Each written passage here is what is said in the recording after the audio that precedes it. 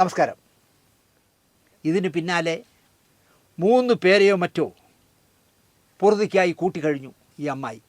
ഈ മുഖ്യമന്ത്രിക്ക് കരഞ്ഞുകൊണ്ട് കണകണാന്ന് പറയുന്ന ഈ അമ്മായി അതിനിടയിലും വേറെയും 3 പേരെ കൂടെ കെട്ടി. ഇപ്പം മറ്റൊരു മരപ്പൊട്ടം വന്ന് വീണിട്ടുണ്ട് കെട്ടാനായിട്ട്. അതിൻ്റെ വർണ്ണാഭമായ സ്വപ്നം കാണുകയാണത്രേ ഈ നവവധു. ഏത് ഈ അമ്മായി കിളവി അടുത്ത് കെട്ടാൻ പോണതിൻ്റെ. എന്നിട്ട് ആ ക്യാമറ എന്നിട്ട് പറയണം, ഞാൻ വീണ്ടും കെട്ടുന്നെങ്കിൽ നിങ്ങൾക്കെന്താ, ഞാനല്ലേ കെട്ടുന്നത്. എടാ, ഓരോ കുടുംബത്തിനെയും തകർത്തിട്ടാണ് ഈ അലവലാതി കെട്ടുന്നത്, മനസ്സിലായ? ആ ബോധം അവൾക്കില്ല. അവൾ പറയാം, ഞാൻ എത്ര കെട്ടിയാൽ നിങ്ങൾക്കെന്താ, നിങ്ങൾക്ക് എന്തെങ്കിലും നഷ്ടമുണ്ടോ, ഇങ്ങനെയാണ് ചോദിക്കണേ. ഇത് കാണുമ്പോൾ മുഖ്യമന്ത്രിക്ക് എന്ത് തോന്നുന്നു എന്തോ. ഇതൊക്കെയാണ് ഈ നാട്ടിൽ നടക്കുന്നത്. മാറി മാറി 1/2 ഡസൻ പേരെ ഡാഡിയെന്നോ അപ്പനെന്നോ അച്ഛനെന്നോ അല്ലെങ്കിൽ അങ്കിളെന്നോ വിളിക്കേണ്ടി വന്ന ഹതഭാഗ്യനായ ആ മോനെ പറ്റിയാണ് ഞാനിപ്പോൾ ചിന്തിക്കുന്നത്.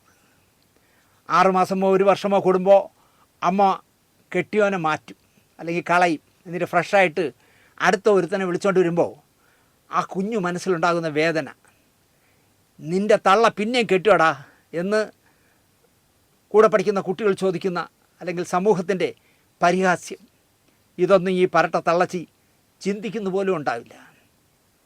ഉണ്ടാകുമായിരുന്നെങ്കിൽ ഇങ്ങനെ ചുരിദാർ ഉരുന്ന ലാഘവത്തിൽ കൂടെ വന്നൊട്ടുന്നവന്മാരെയൊക്കെ കെട്ടാതെ ഉപേക്ഷിക്കുമായിരുന്നു.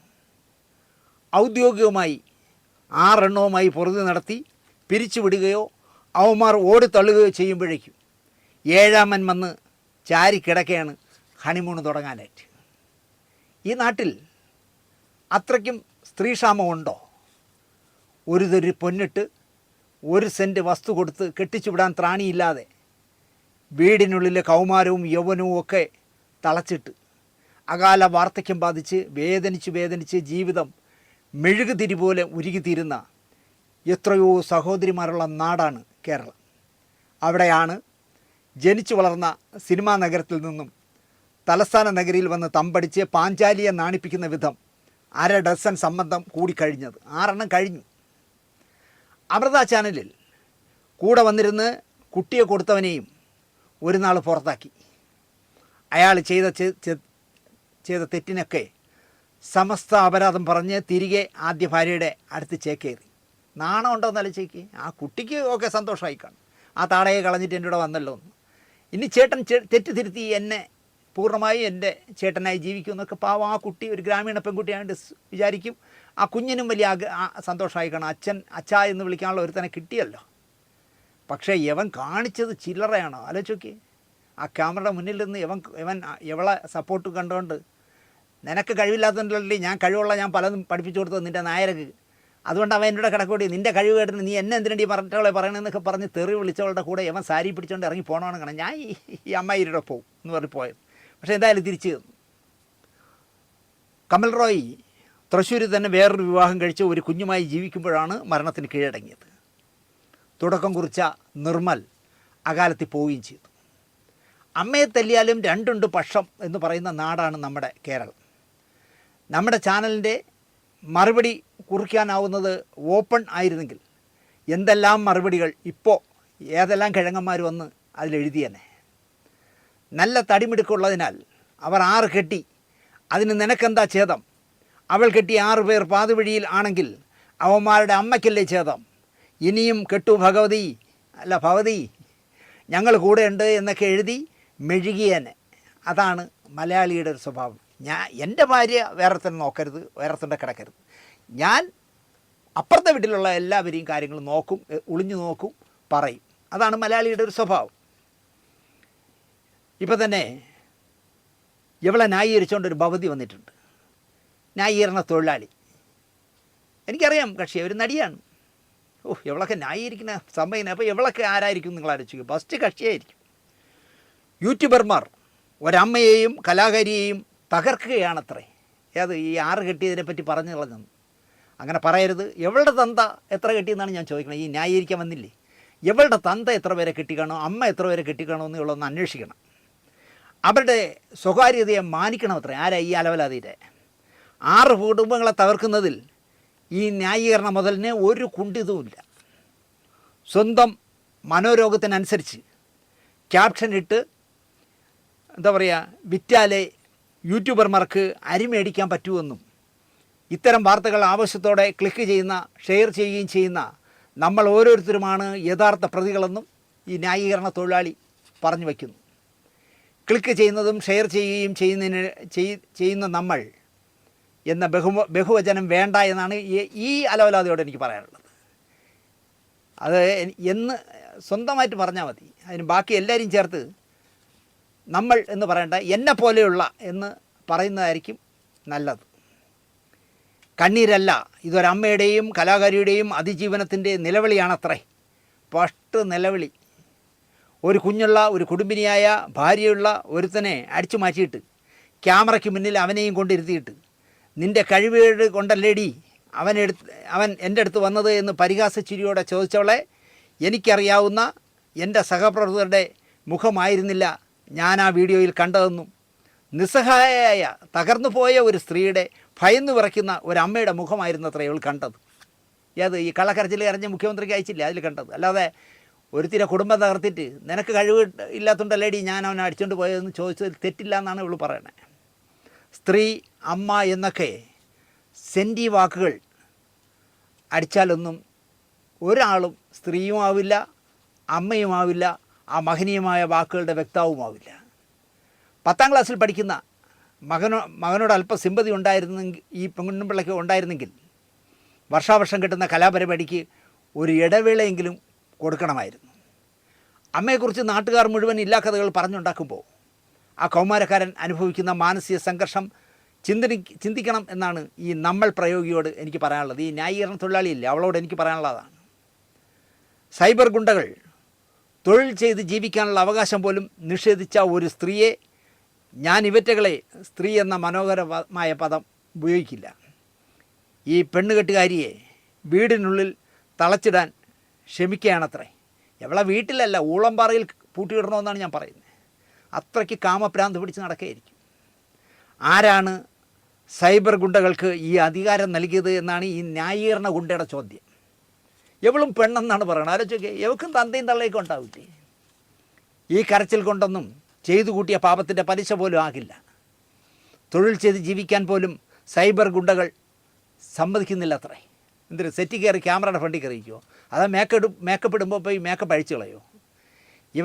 ഇവരെ വച്ച് വർക്ക് ചെയ്ത ഒരു പരമ്പരയിലെങ്കിലും മര്യാദയ്ക്ക് തീർക്കാൻ ഈ സ്വയംവര മംഗല്യക്കാരി സമ്മതിച്ചിട്ടുണ്ടോ എന്ന് സ്വയം ചോദിക്കാൻ പറയും. ഒരൊറ്റ സീരിയൽ, ഇവൾ അഭിനയിച്ച ഒരു സീരിയലിൽ മാനം മര്യാദയ്ക്ക് പോയി അഭിനയിച്ച് വൈകുന്നേരം പൈസയും വാങ്ങിച്ചുകൊണ്ട് ഒരു സീരിയലിൻ്റെ സെറ്റിൽ നിന്ന് പോയിട്ടുണ്ടോ എന്ന് അന്വേഷിക്കും. സെറ്റുകളിൽ നായികയാകാൻ വരുന്ന പുതിയ പെൺകുട്ടികളോട് കുതിര കയറി വേണ്ടാത്ത പുകലുകളൊക്കെ സെറ്റിൽ കാണിച്ച് തലവേദന ഇല്ലാതെ ഒരിടത്തു നിന്നും ഈ അമ്മായി തള്ള ഒഴിവായിട്ടില്ല. അല്ലെങ്കിൽ ആ പരമ്പര അകാലത്തിൽ നിർത്തിയിട്ടുണ്ട്. ഈ വിവാഹ തട്ടിപ്പുകാരിയുമായി സഹകരിച്ച വലിയ വിജയമായ പരമ്പരകളുടെ നിർമ്മാതാക്കളും സംവിധായകരും കൂടെ അഭിനയിച്ച പലരും പറഞ്ഞ കഥകൾ മലയാളം ടെലിവിഷൻ ഫെഡറേറ്ററിയുടെ എക്സിക്യൂട്ടീവ് കമ്മിറ്റി അംഗമായിരുന്ന കാലത്ത് ഞാൻ വായിച്ചിട്ടുണ്ട്. ഇനിയിപ്പോൾ അവരതിനടുത്ത് മാറ്റിക്കളയുമെന്തോ ഫയലിനെ. എന്തെല്ലാം പരാതികൾ വന്നിട്ടുണ്ടെന്ന് പറയും. പ്രൊഡ്യൂസർമാരൊക്കെ വന്നിരുന്ന് പറയണം പരാതികൾ കേൾക്കണം ഈ അലവലാതിയെക്കുറിച്ച്.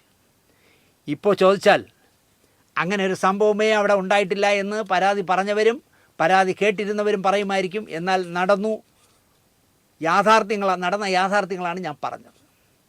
ഇത്രയൊക്കെ പറയുമ്പോൾ ഫോണും കോലും പിടിച്ച് നടക്കുന്ന യൂട്യൂബർ എന്ന് പറയുന്നവരെ ന്യായീകരിക്കുന്നു ദിനേശ് എന്ന് കരുതണ്ട.